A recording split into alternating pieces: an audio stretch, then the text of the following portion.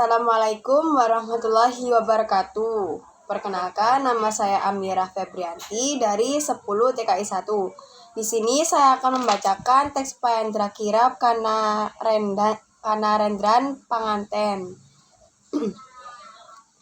Regu renggeng hamrebawa, risong temanten sarimbit medak saking palenggahan. Pinapa sang suba manggala arsa jengkar tilar pawiwahan. Kinirabaken ngulati wahyuning jodo, tedak jelek ngampil amparan rekmi. Ginarumbiuk para remaja putri saengga putri domas horeg-reg kang samya hanjeningi prasasat kadinarendra siniwaka satuhu arsa jengkar hangedaton. Binayang bayang sirna kamanungsane lir dewaning kabagyan arsa nganglang bawana nganglangi langening langen ramyang katongton kenyari hanuksmeng sasi tondo wus kasipatan wahyuning jodo jatmika hamrebawa handayani waroto sangkya kang hanjenengi kadya tuko gempalaning nugroho. Sinten ta ing ngarsa asung tulodo ingkang minangka pramukaning lampah.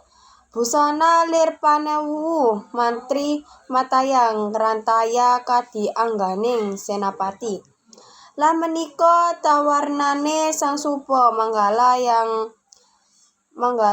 sang manggala suba.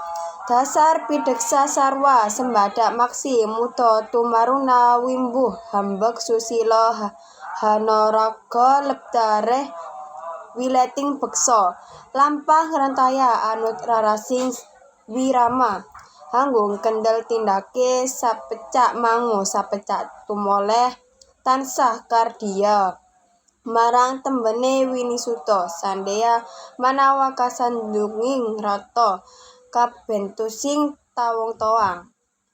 Sumambung ing wuntat lampahe mangglayuda sakembaran, kembar busanane kembar dedeg biadege, kembar warnane.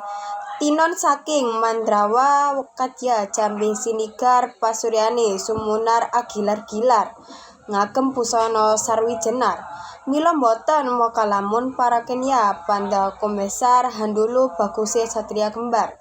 Sawuririna moka lamun para kenya podo kumesar handulu baguse satria kembar. Sawurinira anang dwi watnodya alit sakembaran. Parandene wus katinggal sumunar tejane mencorong cahyane. Tinon saking mandrawa glewo-glewo kadya golek kencana kang bisa tata janma ing punika warnanira patah sakembaran. Sini gegantya kang cinarita ing sinten ta ing madya mangun karsa kang busana lir raja kabiwada.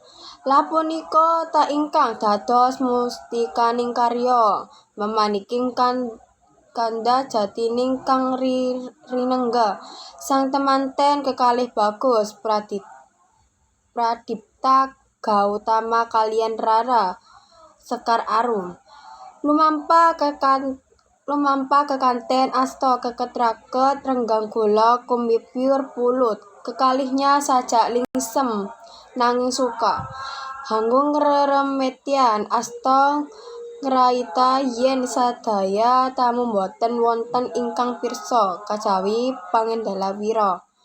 Dasar wus dangu danira hanganti tumapaking panghargyan marma sakedap-sakedap hangunjal huswa anggenget lati karana tansah kardia kang ginupit mangke ing tilam sari.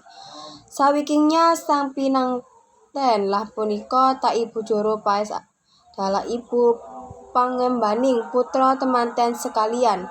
Dasar ibu paes prigel trampil anggayahi jejibahan anggrengga ame manut ame mantah sang pinanganten. Mila asiling pakaryan satuhu dhateng nguji wani.